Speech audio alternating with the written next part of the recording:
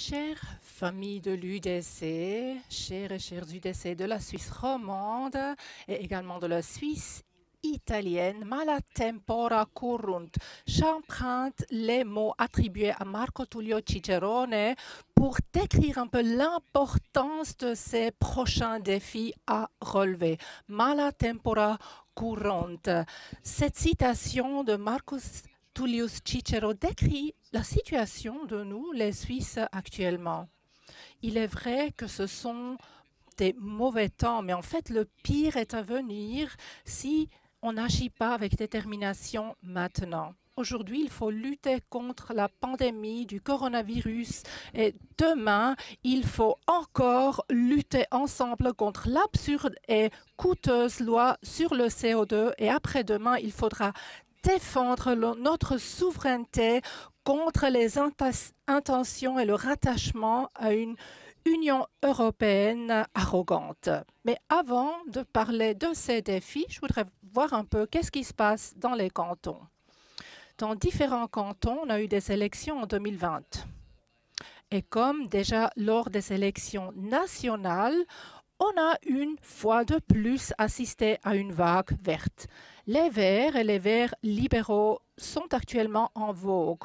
Mais en fait, ils ne nous cannibalisent pas, nous, mais ils cannibalisent le PS et le centre. Contre l'effet conjoncturel de cette vague verte, on ne peut pas faire grand-chose. Les vagues viennent et s'en vont. Mais en fait, on ne doit pas se laisser trop impressionner par cela. Il est vrai qu'on a perdu quelques sièges, mais aussi comme dans le canton de Turcovie, au printemps, on en a gagné. En général, je suis plutôt content avec le résultat parce que ceci montre que plusieurs électrices et électeurs continuent de partager notre politique économique en faveur de la classe moyenne et notre politique des valeurs conservatrices. Pour moi, c'est ainsi clair. Nous, de la part de l'UDS, on continue notre bon travail et nous restons fiables. Face aux défis actuels, c'est nécessaire. En ce qui concerne le coronavirus, je vous dis très clairement, en fait, que cette augmentation des chiffres d'infection me préoccupe. Je pense à tous ceux et celles qui sont malades de ce virus. Il faut nous protéger et il faut protéger les autres. L'UDC s'est toujours engagé pour qu'on protège bien les groupes à risque. Mais en fait, dans notre système fédéraliste, il faut s'y prendre de manière en prenant de la responsabilité au niveau des cantons aussi, qui ne peuvent pas tout déléguer à la Confédération. C'est pourquoi c'est aussi vrai pour nous, les citoyennes et les citoyens. On ne peut pas non plus tout déléguer aux autorités, mais nous aussi, on doit agir de manière responsable. Seulement si on veille à ce qu'on reste en bonne santé, les autres vont le rester également.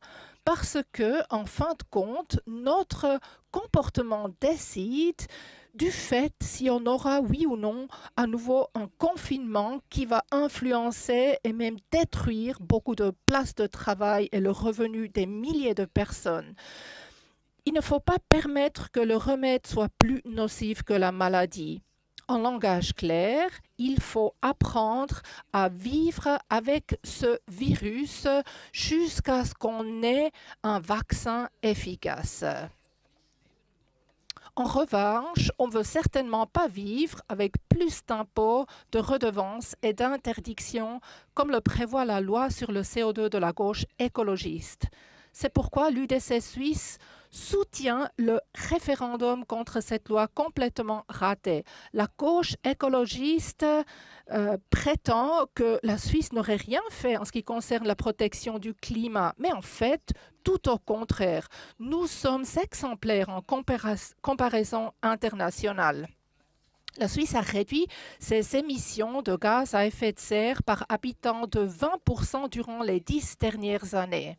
Ceci pas à cause d'interventions étatiques ni de mise sous tutelle, mais parce qu'on a de nouvelles technologies à disposition et la Suisse et ses citoyens ont beaucoup investi là-dedans.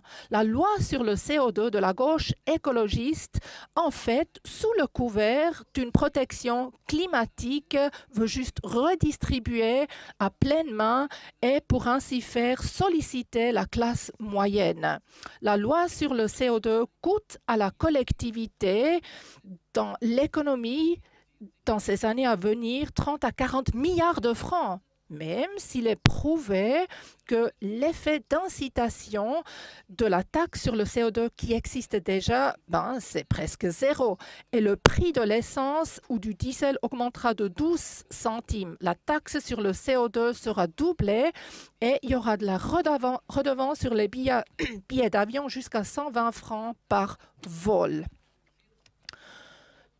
Tout ceci alourdira les charges d'un ménage à 4 personnes à peu près par 1 500 francs. Parce que les charges des entreprises à cause de cette loi sur le CO2 devront augmenter leur prix et ceci principalement aux frais de la classe moyenne. Du climat. Les émissions du CO2 de la Suisse, mesurées en termes d'émissions mondiales, ne représentent qu'un millième du total. En d'autres termes, la Chine émet autant de CO2 en 36 heures que la Suisse en une année entière. Il est donc clair que le climat ne sera pas sauvé, même un petit peu, par ce monstre bureaucratique de la gauche rouge-verte. En revanche, cette loi met à genoux notre économie et précarise les classes moyennes et populaires en sacrifiant au nom de l'imposture du climat. Wir müssen uns gegen diese Bürokratiemonster, gegen diese... Nous devons nous défendre contre ce monstre bureaucratique et ce gonflement de l'État et ce pillage de la gauche écologiste. Aidez-nous donc à bien lancer, aboutir ce référendum contre cette politique d'arnaque. Nous, on compte sur vous et beaucoup de Suisses le font également. Je sais qu'il y a déjà une bataille épuisante, campagne qu'on a menée ensemble pendant 10 mois, cette campagne de votation pour l'initiative de la limitation. Malheureusement, on n'a pas pu convaincre une majorité des Suisses pour voter oui à l'initiative de limitation. Tout de même, presque 40% des citoyens ont accepté cette initiative. 1,2 million de personnes dans notre pays donc partagent notre inquiétude. Ceci montre le malaise ressenti en ce qui concerne l'immigration de masse. De toute évidence, la menace de la clause guillotine et cette crise économique enclenchée par la pandémie du coronavirus a créé beaucoup d'incertitudes.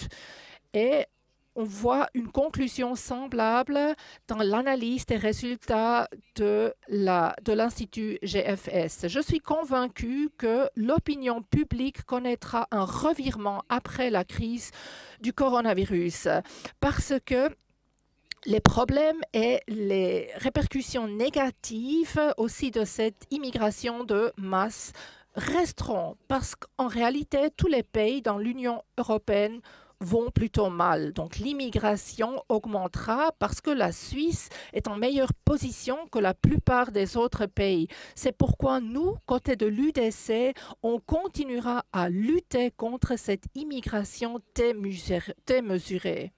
Et je ne veux pas que mes enfants aient une Suisse de 10 millions de personnes. Non, je veux plutôt aussi que les indigènes aient la priorité sur le marché de travail et qu'on ait toujours les compétences requises pour bien répondre aux besoins de notre économie. Et on ne veut pas non plus que nos pères et mères de famille soient remplacés par des jeunes de l'étranger qui sont moins payés. Et en même temps, nous, côté de l'UDC, on luttera avec toute notre force contre l'accord cadre institutionnel. Il y a une chose qui est sûre et on peut en être fier. Sans l'initiative de limitation, le Conseil fédéral aurait déjà il y a longtemps signé ce traité de soumission. Donc j'appelle cet accord cadre un traité de soumission parce qu'en fait, il ne s'agit pas juste de détails déplaisants tels la protection salariale, directive relative à la citoyenneté européenne et les aides publiques. Non, ce traité, chers amis de l'UDC, détruirait notre pays. Et en fait, il contient une soumission de la Suisse à l'Union européenne, c'est-à-dire la reprise automatique du droit européen et la soumission de la Suisse à la Cour de justice européenne. Cet accord cadre institutionnel est rien d'autre qu'une adhésion insidieuse à l'Union européenne. C'est pourquoi que le Conseil fédéral, poliment mais fermement, doit communiquer que nous, on ne va pas abandonner notre souveraineté. Remarquable de notre parti est que nous défendons avec fiabilité et loyauté nos conventions et nos valeurs. Nous n'avons pas honte de dire que nous aimions notre pays et que nous défendons nos valeurs et notre démocratie directe. C'est toujours le peuple suisse qui doit avoir le dernier mot, et non pas les bureaucrates de l'UE à Bruxelles, le droit européen ou la Cour de justice européenne. Mir liegen 3 Ziele. J'ai 3 objectifs qui me tiennent à cœur. Premièrement, nous devons assurer la prospérité et le pouvoir d'achat de notre classe moyenne. Parce qu'en fait, c'est la classe moyenne qui est l'épine dorsale de notre pays. Deuxièmement, nous devons défendre l'indépendance et l'autodétermination de la Suisse et donc combattre tout rattachement à l'Union européenne ainsi qu'une adhésion insidieuse. Et troisièmement, nous devons combattre cette bureaucratie excessive et des interdictions insensées et plus d'impôts pour garder notre prospérité. Nos PME ont besoin des meilleures conditions cadres pour la croissance et la production. Ça, c'est nos obligations, ça, c'est nos tâches et on va les continuer à les exécuter et en prendre soin pour le peuple suisse. Et pour l'amour que vous vous engagez tous les jours pour notre pays. Viva la Svizzera, viva l'UDC.